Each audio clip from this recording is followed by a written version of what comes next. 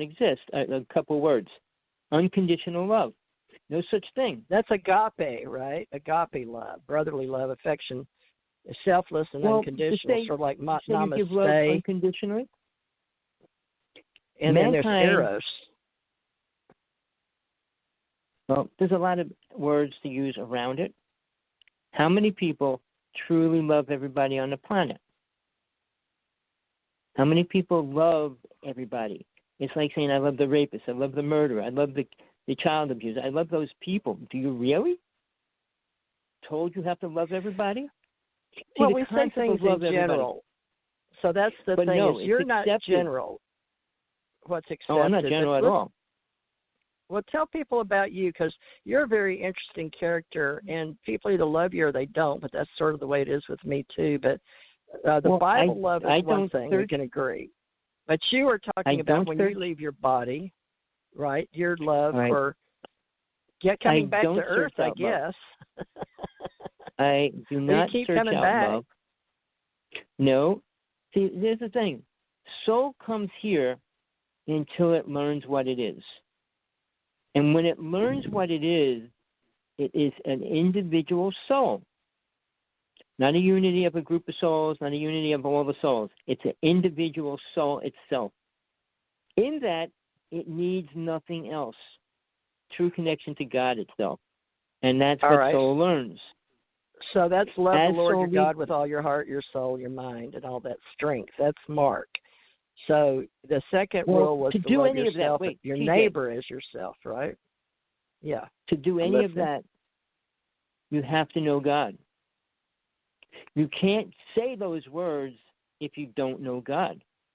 And very few people have an understanding of God in any reality, because all they know about God is the program Christianity pushed upon people.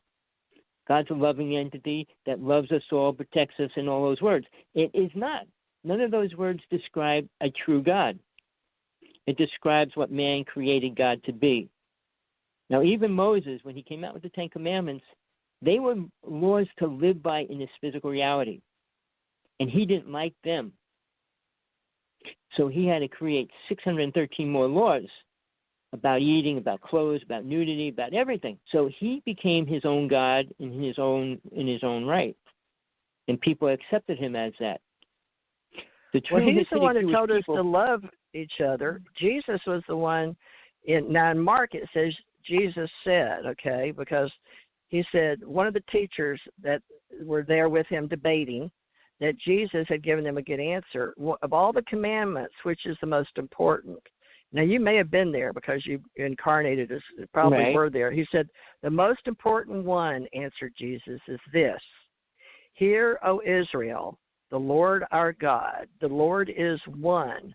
Love the Lord your God with all your heart and with all your soul and with all your mind and with all your strength. Now, he's separating you or me or whoever he was talking to, I guess all the people that were listening to this. So he said the most important commandment, because they were debating the 10 Commandments, saying he wasn't who he said he was, right? But he didn't care about that. But he wanted to demonstrate the love of obeying the commandments was what was going on. But he said the second is this, love your neighbor, okay, is what this is about. Now, this is in red in the Bible. You shall love your neighbor as yourself. There is no one commandment greater than these. Then Mark 12:31. So you don't agree with that? Well, what about in today's King James Version? Well, this is what Jesus said in Mark. Well, Matthew, Mark, Luke, and John is what we use as Christians. We use the whole Bible. Most of us that are Messianic Jews are Messiah, believe in Jesus as well as Yahweh, Kabbalah, Kabbalistic Jews are even paid. It said enemies, just as God loves all his people, Jesus calls us to extend our love to our enemies. Now, that's Matthew's, right? You've heard that the law of Moses says, love your neighbor and hate your enemy. But I say love your enemies. Pray for those who persecute you in the way you're being acted as children of your Father in heaven. For he gives his sunlight to both the evil and the good. He sends rain on the just and unjust. love of those who love you. What good is that? Even corrupt tax collectors do that much. If you're kind only to your friends, how are you different from anyone else? Even pagans do that. But you are to be perfect, even as your Father is imperfect. Now that says Matthew 5:43-48. So there's love that way in trying to learn that God was telling us to love one another. And that if you said you've got to love God to understand it. He did say that, right? To Israel, to who he was speaking of, the Jewish people are Protestants. I guess they weren't Protestants, they were pagans. Well, see, here's we the didn't thing. say Catholic and Protestant. We said First, pagan you have to and Hebrews. Okay, what did we say back here's then? something. Well, let's start with the Ten Commandments. People have no clue what the Ten Commandments are. Well, that would it not be use love. The word, wait, no. Love was not used in any part of the Ten Commandments. But that's when, well, now here we can go into the extraterrestrial. Was the way Von Daniken, who studied so many languages and broke it down in Chariot of the Gods, said that wasn't a God the way he thinks of God, loving. God is all. God is one. He doesn't know God. He was Catholic. How can he say something? How could he say something about something he doesn't know? Very few people on this planet. Well, he was studying at that time. Studying doesn't mean you know anything.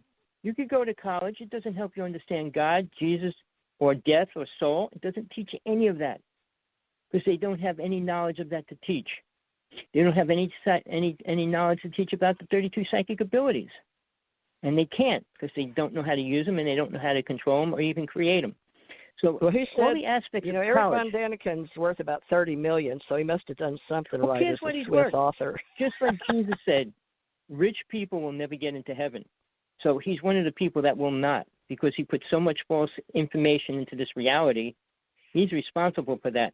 For anybody that believes what he taught or what he said or what he was even trying to make people follow, all right, the things like even the Anunnaki, when he wrote all about the Anunnaki, that's all false teaching. And people believe that, swear about it because it was written. And people believe things that were written. The Sumerian, we have all the Sumerian, Akkadian, Sumerian, we have all that, and then all the different languages, and we had the Rosanna. But that doesn't mean anything. Stone. People that lived, if we believe in history. Well, let's go back to you. I really want to cover that part of you that's so important.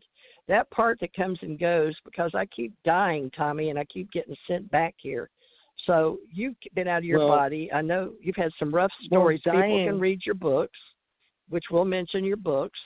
But talk about that part that never dies. Is that love? Is that love for humanity or just love for ourselves? It has nothing to do with the concept of love. What does Eckankar teach? What does Eckankar teach? I don't want to talk about Eckankar. I don't want to teach what Eckankar teaches because they don't have the ultimate truth. Well, let's talk about all I want to teach is the truth. The truth is soul. Getting back to soul, where I started, is individual. Okay, so. When it goes through all these other realms, it's by itself. It's not in love with people and has friends with them and meets friends and then they marry each other and stay with each other. It's not like that. That do you think that's because we can talk to ourselves? When you're out of body, you still have thought and mind. A lot of people haven't done that. They haven't even had a near-death experience, or no one showed them, or they haven't, done drugs. But you don't need them to go out of body. Deep meditation. But what you talk about is different because you're not dealing with the idea of people. When you let go of the idea of people, you can experience who and what you are as soul. As long as you hold on to people, you're more concerned about what they think, believe, and preach, and all that. And you're responsible for that. No, you're not. We're not responsible for any other person on this planet. Your children, your family, you're not. When you create a bond and you say, I'm going to be responsible for you, you take that responsibility. But as a soul, you don't have to have it. You're not here to have that.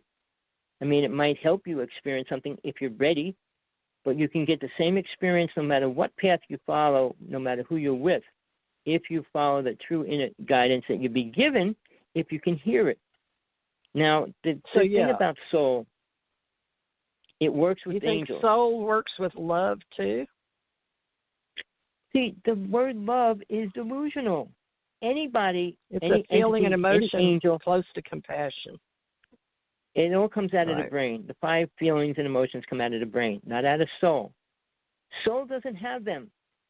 When you step out of the body, you don't have a bloodstream, you don't have a heart, you don't have a nervous liver, system. kidney, you don't have a brain, and you don't go through those things. So what are the the memories? awareness soul has? It's not a memory. It's what soul vibrates at. Right. That's the proper word. Awareness of itself, of how it vibrates and how it gets on the current that flows from God down to all these realms to soul itself. That's Let me get this person on here from Southern California. Hi, California. Hello. Can you hear me? Hello. Yes. Hi. Yeah, hi. Hi. Who's this? Hey, it's Nathaniel. Happy Valentine's Day. Hi, Nathaniel. Tommy, do you remember Nathaniel? He did a show with us a couple of times. He's a number person. Nathaniel, you've been listening to me and Tommy. It's Valentine's Day, and it's hard to explain exactly how to be who we are in this day and time. How do you think Tommy and I are doing? Does it make any sense? You've got good insight. Yeah, well, we're really in a transition now. We're going through the dragon years now from 2020 to 2027. And we've really, initialed a great change now. So feeling the change, how do we grasp for words on Valentine's Day for love and compassion? Do you think we're going to move forward the next 5 or 6 years because it's like the Roaring '20s? But back, instead of doing the jitterbug and all that, what's the new dance, Nathaniel? The dragon dance? No telling, though. It sounds like, we're going to have, we're really having a hard time in the world, actually, I think, with all the, all the COVID and, all the problems. Well, Tommy, Nathan, what was your background of your soul? Have you been out of body or near death, or do you practice as a practitioner any particular world religion or no religion, or on Valentine's Day? There's lots of stuff. I know that Saint Valentine, he did get murdered in the 3rd century, right, by the Romans, right? You mean how he was killed in 13th? I don't know. I know he was a martyr, and we celebrate today about that. But I don't know that he was burned. Tommy, do you? Oh, I don't know. No, I don't know. Not really. I don't either. I know he was a martyr. He was in jail. St. Valentine's Day Massacre, that's different. St. Valentine's story. Now, some people say that St. Valentine prayed for the sick. But let me see. It says, it was supposed to be his love story for one of the jailer's daughters, is the most famous while he was in jail. So it says, here's a history thing. You think we should look at that? Decapitated once, but it was a medieval poet, holiday romantic tradition. I don't know. Is it supposed to be all about romance only? It says the saint of romance.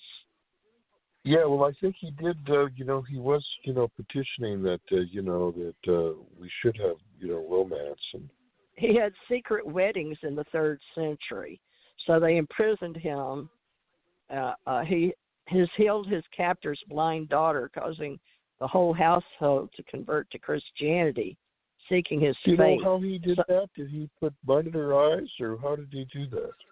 Well, he sent her a note before they were going to kill him, before he was just says tortured and decapitated. But it doesn't say he was burnt. It says he was tortured and decapitated. So on February 14th, he sent a girl a note. I guess maybe it was romantic, or people thought it to be that way. We can't know for sure, apparently. So some accounts say that his name being Valentine, he signed it, "Your Valentine." So that note, since he was marrying people when he wasn't supposed to be. Now, why they converted to Christianity after that, it said 2 distinct historical characters who said to have healed a child were in prison and executed. St. Valentine,